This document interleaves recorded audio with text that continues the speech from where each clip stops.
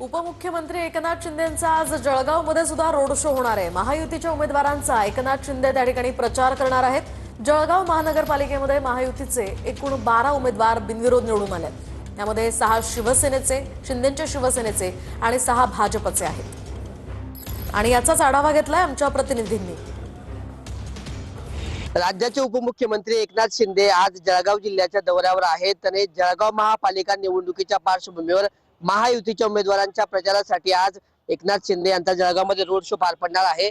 आणि या रोड शोची जी आहे जळगावमध्ये जय्यत अशी तयारी करण्यात आलेली आहे। ज्या महाविजय रथामधून एकनाथ शिंदे यांचा रोड शो पार पडणार आहे त्या रथाला जे आहे या ठिकाणी सजवण्याचं काम या ठिकाणी सुरू आहे।